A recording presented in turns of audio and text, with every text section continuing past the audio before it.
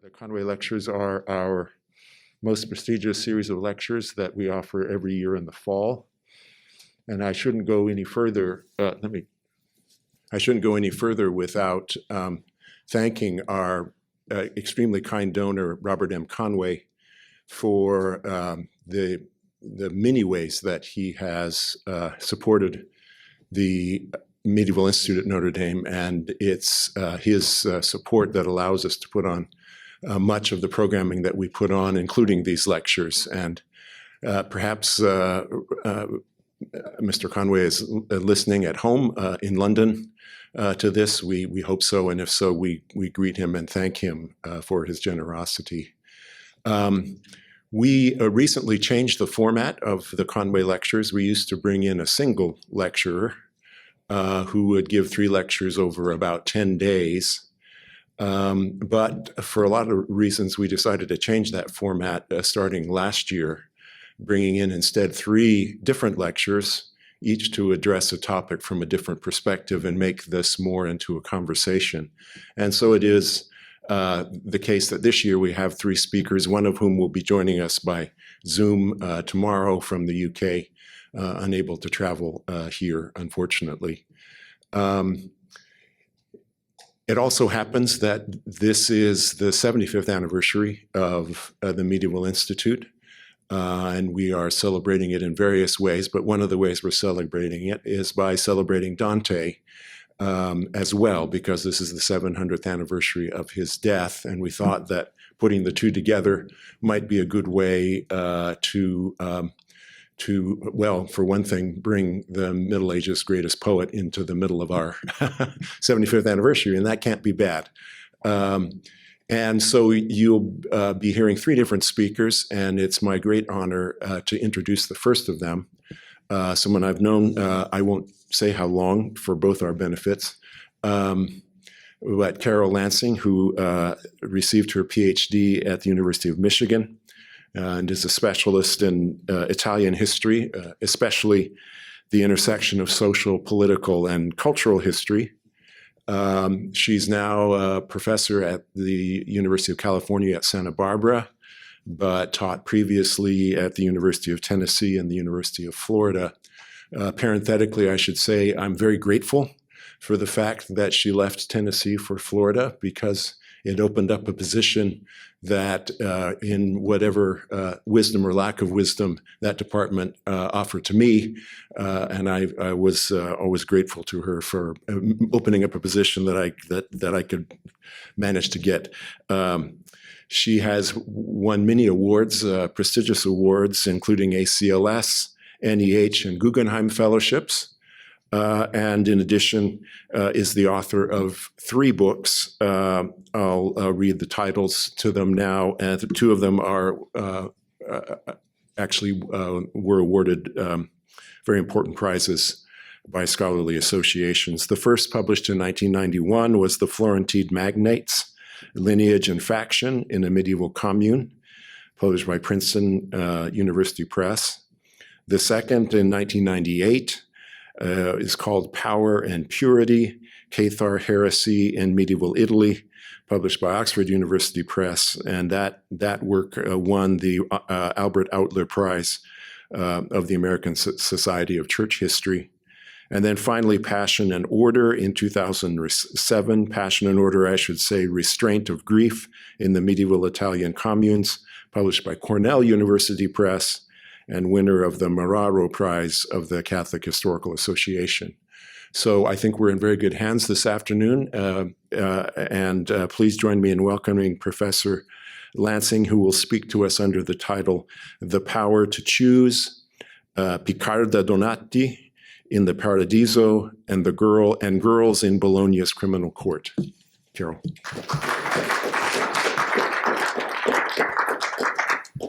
Thank you. It is a great pleasure to be here. It's an honor to be here. And I must say, it's also a pleasure and an honor to have a living audience in front of me. So thank you for coming. What I would like to do, I thought about this and I wanted to think of a way to connect Dante and medieval studies. And the way I'm going to do that is to talk about what I think of as a preoccupation with consent and the will in the period that I study, that is the 13th, 14th century. And that preoccupation is often expressed in terms of debates about female consent to what we might term rape and abduction. And that's very apparent, of course, in Dante's discussion of Piccardo Donati in Cantos 3 and 4 of the Paradiso, which I'll talk about in a moment. It connects with my research on low-status women in 13th century in the Bolognese criminal court, because testimony about consent is very common there in cases involving rape and abduction. I want to start then by taking a Bolognese case that I think frames the questions I'm exploring. Then I'll step back and talk just a bit about Piccardo Donati in the Paradiso and a couple other contemporary sources very quickly. Then I want to turn to the court records and talk a bit about procedure, and then talk to you about how people discussed consent in cases involving poor and often very young girls involved in rape and abduction. I'm working then on witness testimony which, of course, is hardly a direct expression of actual events. It is, however, very interesting. These, in fact, are stories people told to the court, and sometimes stories like these, I think, influenced Boccaccio or have demonstrably influenced Boccaccio. They also sometimes clearly reflect gossip. Most of the time, they're very clearly calculated as well. Let me start then with a sample case. Okay, in 1285, an innkeeper notified Bologna's criminal court of a rape in his hostel. The judge then hauled in the accused man, whose name was Zanos, and questioned him. Zanos testified that he had met the young woman, Divizia, who was termed a puella, without kin or resources, according to Zanos, in a man's house in town. Zanos told her that she was vulnerable, she was very much at risk, and asked her to come with him to live in his village with him as his amica. Zanos stated that to the court that he told Divizia that if she became his amica, once he had children from her, he would have just cause to ask his father for permission to marry her despite her lack of a dowry. Presumably, that would be to legitimate the children. When the judge then questioned Divizia, she testified to a very different story. She said that she had agreed to his offer, his promise of marriage, but that when he had sex with her without the marriage, it was a rape because she did not consent. This case then introduces a few themes I want to talk about. When I say she's represented as a puella, that means she's 12, maybe 13, 14 years old, with no good options, no mention of kin, no mention of resources. Zanos stated that he had asked her to become his amica. The term in Bologna is usually amazia rather than amica. These were women who had sex outside of marriage, and they ranged from co-residential concubines to women who lived independently, some of them part-time sex workers, even married women who have lovers. Given her circumstances, if Zanos was being truthful, this would not have been a bad option for her to go off and live with Zanos. This case underscores, I think, some of the ambiguities in readings of discussions of consent. Was this a genuine misunderstanding of the terms of the deal in which she consented because she thought Zanos had simply promised marriage? While he thought he had explained he was unable to marry without his father's permission. Or, alternatively, was he telling a good yarn, maybe to seduce her, or perhaps to persuade the judge to absolve him of rape? Again, I want to show you just I'll be talking about amazia today. They were very common in Bologna, perhaps numbering, they're hard to count, perhaps numbering in the hundreds. This, after all, was a university town. In the 13th century, the site of the most important legal faculty in Europe. There were roughly 2,000 male students there in 1300, most of them quite well-to-do. You had to be well-to-do to go to the university. Their presence drew merchants like booksellers, drew goldsmiths, but also drew low-status women, women who sold services like laundry, shampoo, sex, companionship. I want to turn then to what I see as a kind of a preoccupation in this period. Of course, there's a preoccupation with the choice of the will anyways, and with the turn to rhetoric and the arts of persuasion. In particular, there was a preoccupation with women's consent to rape and abduction. And my example of that is Dante's presentation of Piccarda Donati in the Divine Comedy, which certainly suggests at least ambivalence. Piccarda, as some of you will know, came from a Florentine noble family. She managed somehow to leave that family and become a Franciscan nun. Her powerful and notorious brother, Corso Donati, had her abducted from her convent, we think in 1285 or 88, because he wanted to use her to enforce a political alliance. She was forced to marry the nephew of a brutal political ally of her brother's. As Piccarda, the character, states in the third canto, God knows what after that my life became. She was dead maybe a decade or less later after her abduction and marriage. Dante knew her. His wife was her cousin, and another one of her brothers was his friend, the poet Forese Donati. Dante placed her in the lowest circle in hell, in paradise, I'm sorry, the lowest circle because she had given into force and broken her monastic vow. Again, this is ambiguous as well. Dante meets her in the circle, but she's, of course, only traveled there to meet with him. She, in fact, resides in the great celestial rose. Dante, the pilgrim, then was troubled, and his guide, Beatrice, voiced the question which troubled him. If my good will persists, why should the violence of others cause the measure of my merit to be less? That is, if she was forced to marry and to break her vow, why should her merit be diminished? Beatrice spends a whole canto explaining this in terms of a distinction between the absolute and the relative will. Because Piccarda yielded, her will was relative. She chose to give in to force, and thus abetted force. What then does this reveal about the workings of divine justice?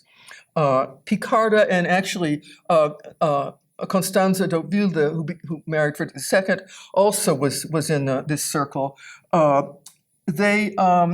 What Lino Pertile says to explain the idea that they're not actually being punished. They're located there, but they're not actually punished.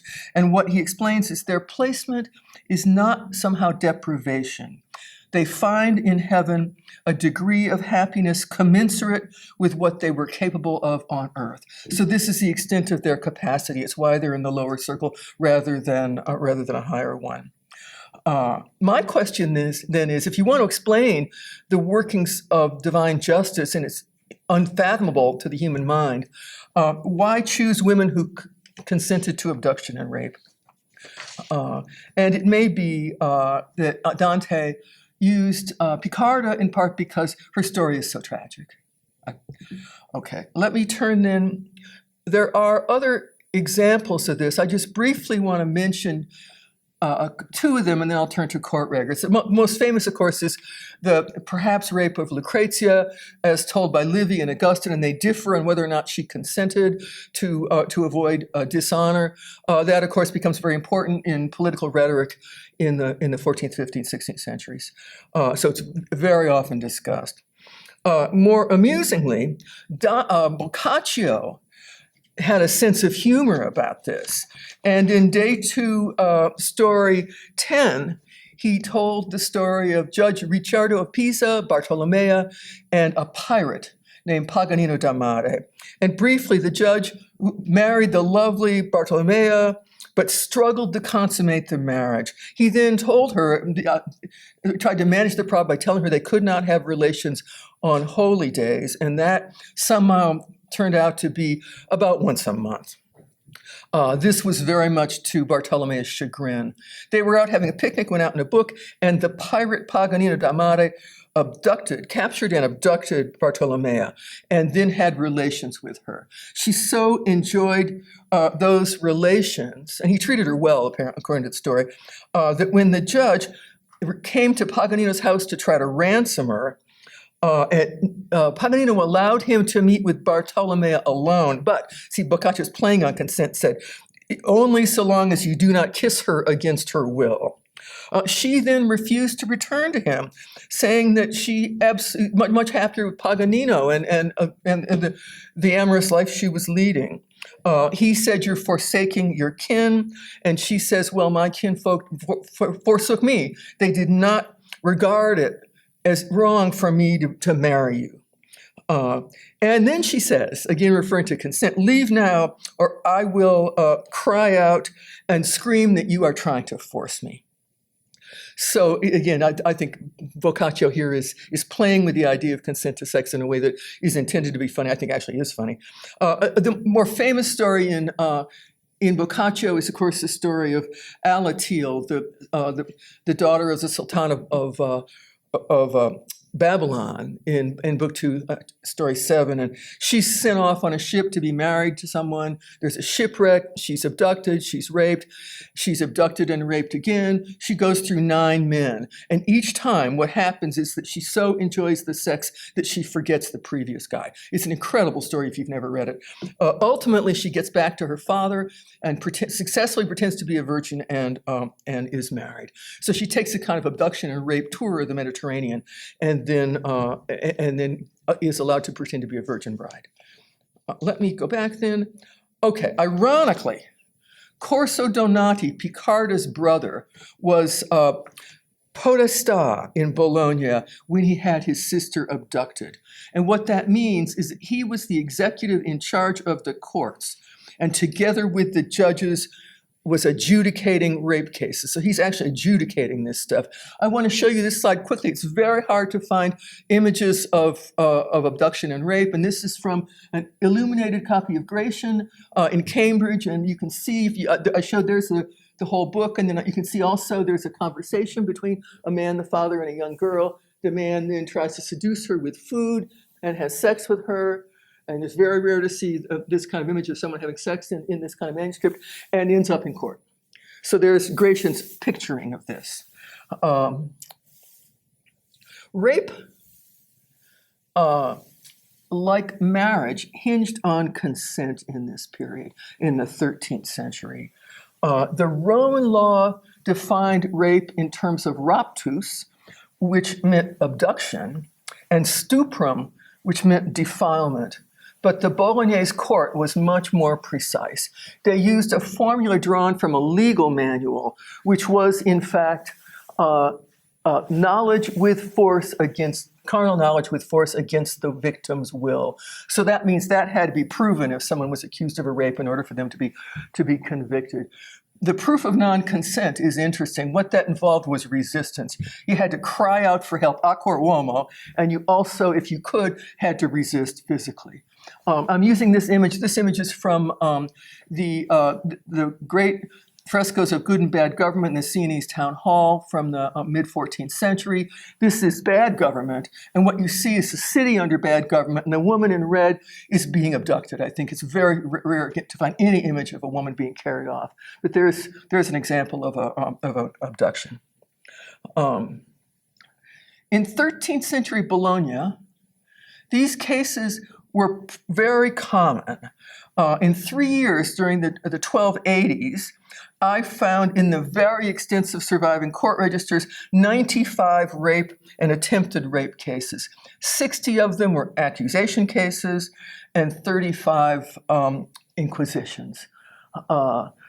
Accusation, I need to talk briefly about these procedures. Accusation was a method that was used for people to resolve their conflicts in court. So it's a legal mechanism, and the alleged victim or her representative had a short libellus written and then filed it. What it did was to say who did it, who did he or she do it to, where did it happen, when did it happen, and was there resistance, and that's it. So they're very, very short. Why so many accusation cases? This is very different from most courts. We have learned that the Bolognese court in this period was remarkably accessible.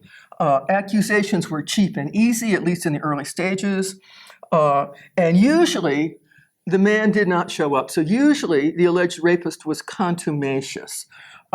Since contumacy was seen as an admission of guilt, he then would be banned and outlawed by the court in absentia. So, and clearly these savvy low-status Bolognese women understood this, went to court, and what this did, I think the point was they could be driven out of the neighborhood. It was a way to get rid of one of these guys. The cases I'll be talking about here, however, are Inquisition cases, and 35 of them are from this period. And this procedure was a 13th century invention. This is novel. And the point to it was to maintain public order and punish crimes that were detrimental to the commune. Inquisitions could be held by the court ex officio, or because someone notified or denounced a crime to the court, which could be done anonymously. And crucially, they could be done regardless of the alleged victim's wishes. So it's quite possible that the person who's termed the victim does not want this in court. The judge then investigated, and his questions drove the trial. And often what that means is that there's extensive witness testimony, and that's what I'm going to turn to here. And I want to say again, some witnesses simply stonewall. They say, I don't know nothing. But often what they'll do is clearly calculate. They tell stories which can reveal attitudes, opinions, also often were an effort to exonerate or perhaps to get somebody convicted. In a few rape and inquisitions, the alleged victim came from an elite or prosperous family, which might hesitate to charge rape and even try to conceal it. And this is a standard idea in the scholarship on rape, the idea that family honor was closely bound up with female sexuality, and a rape would affect not only the woman's honor and marriage prospects, but the families as well. I think this varied by status. I think that was true of elites. It's much less true of poorer women, and that's what I'll try to show you. One example of an elite case is an investigation into the abduction of a young girl from an elite family. I think it's a classic example of what an elite family would do. 3 men carried off Bettina de Gualinguis, and in a house in a nearby village, one of them, a guy named Ugolino, put a ring on her finger and asked her to consent to him as her husband, because consent, of course, would make a marriage. She remained silent. She did not respond. There was a big hue and cry at the same time, and 3 heavily armed men with a pack of foot soldiers hunted for her. One of them, her cousin Gualingo. They searched for her finally in that village. So there's a lot of struggling. She somehow managed to run away and hid in a sheep's shed. She was coaxed out by friends, but then somehow Gualingo got her again. When Bettina's cousin told Gualingo to hand her over, he refused because he said, we're betrothed, I betrothed her. That ploy failed. He was contumacious, banned, and outlawed to be decapitated if caught. Again, Bettina's case then is a clear example of an elite young woman with respectable relatives and presumably a substantial dowry. None of the witnesses in the Inquisition suggested in any way that she had consented. And you see here a dowered girl, very well protected. At lower social levels, consent might be debated. I can't see my own slide. I want to give you an example of what may have been a consensual marriage or perhaps a rape and failed cover-up. This is the Inquisition into the abduction and rape of a girl termed Orabella, who was in a village in the countryside. She was at a fountain. 2 men approached her. Jacopo grabbed her, forcibly carried her off to his house where he had carnal knowledge. When the judge questioned the first witness, the girl's father, he stated that the notification was true, but crucially, he simply did not know whether or not she consented. Then The next day, Arabella testified, and she told a very different story. She said, Jacopo came to me at the fountain and said, I want you to come with me to my house and stay as my wife, as other women stay with their husbands, because I publicly betrothed you, as you know. Arabella says that she responded, Bene, I want to come with you and do everything just as other women do with their husbands. So they went to his house, where he immediately had carnal knowledge of her with her consent, and they treated each other as husband and wife.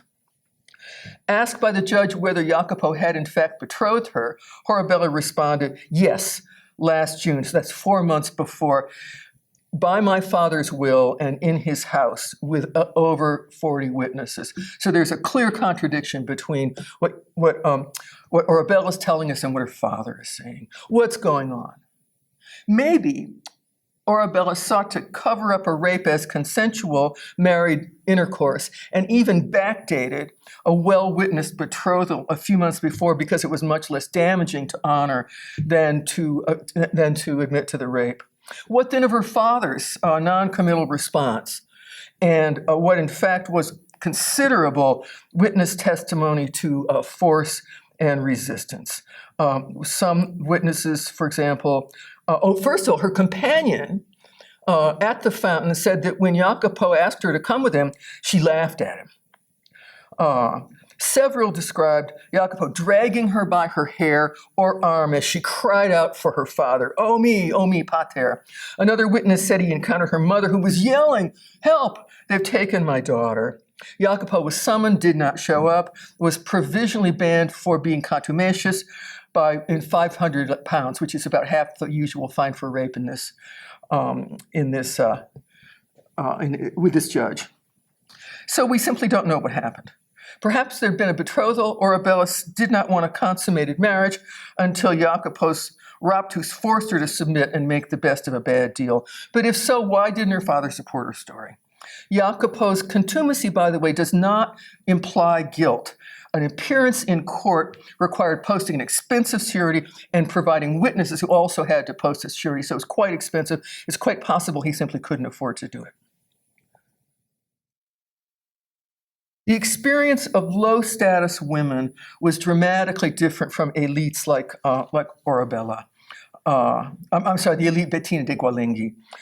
Low status is hard to determine in court cases, but there are clues to this, and you can see on my slide, if you can read it, a lack of mention of kin or any other support. Youth, often, no evidence of efforts to recover the girl. Also, suspicion that the victim had consented or even ran away to a man. In 2 cases in these inquisitions, the alleged victims are identified with matronymics, suggesting that their mothers had not married. In 4 cases, the notifier was the alleged victim herself, suggesting a lack of kin or other support. So again, you can see there are clues to low status. 6 of them out of this 40 are identified as puellae, which again, that meant between maybe 12 and 14. 2 of them were probably servants. The rape, by the way, if consensual, or sex if consensual, was considered the debauch of a virgin puella. It was termed in law an enorme delictum, a great crime, which meant that it was there was a much heavier punishment. So sometimes when they say the girl's a puella, it may be they're just trying to get the guy more severely punished. In one case, then, someone notified the court that 3 university students, all 3 from other parts of Italy, Montepulciano, 2 of them, led by a guy named Maxino, a student, had abducted Margherita, who was a puella, who lived with her mother and brother in the central parish of Santa Tecla. And again, it is termed an enorme delictum. The mother, however, denied it. The mother is questioned by the judge, and she said there was no abduction. Instead, she had been out walking with the girl when she simply ran away. Witnesses said that Margherita had become Maxino's co-residential amazia, eating, drinking, and having sex with him. The mother differed. She had heard that they did have sex, but she did not live with him. He did not keep her in his house. So she, in fact, is treated as his woman in Amasya, but not his concubine. There's no evidence in the testimony of any effort to recover her. Again, another case in which the witnesses differed on consent, whether the girl was willing, or even ran away. A woman named Borghizia notified the court that Domenico and his brother had abducted her daughter Caracosa from a house where she's probably working as a domestic. Borghizia, the mother, stated that this had been against her maternal will. Domenico and his brother are now keeping the girl in their house. Caracosa's brother testified that the abduction was forcible and against Caracosa's will, and the girl's employer said something differently. He and a local woman reported instead that the sister of Domenico, who was the abductor, told her that Caracosa went willingly. So there's also evidence that perhaps she went willingly with this guy, coming not in this case from her family, but gossip from a neighbor, essentially a neighbor. Okay. Why might people consent? The background to this is in part tension about restrictions on marriage. Young men and women demonstrably could be frustrated because they were unable to marry. Young men could be held back by their families or lacked resources. And in several cases, a young man like Zanos carried off a woman explicitly saying that he wanted her as a wife. In one dramatic case, a man was lured to his death by the promise of a wife. A guy said, "Come with me to my village, and you can marry my beautiful cousin and have her as your wife."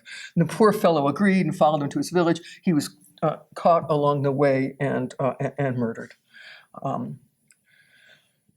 Females who consented or ran away to a man surely often had very poor marriage prospects. And again, in 3 cases, the girls who run away are orphans living with their uncles.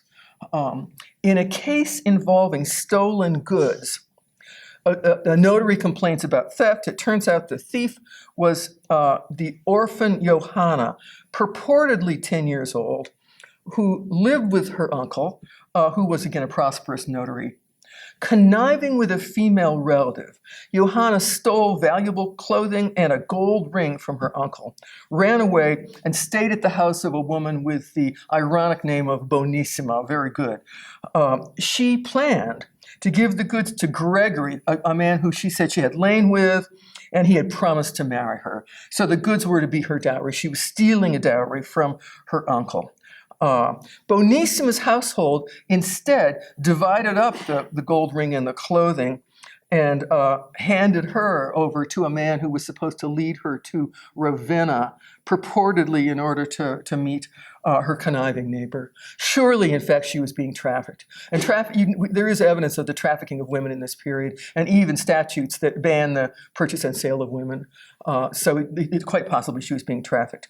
The two, that is, the guy who was trying to sell her and the girl, were captured, handed over to the Bolognese court. There is no evidence that the uncle sought to recover her or aid her in any way, except possibly he understated her age in hopes of lighter treatment by the court. Johanna then was a very independent girl and perhaps thought, probably rightly so, that her marriage prospects were poor. She also clearly was terribly gullible. Okay, what happened to these female runaways?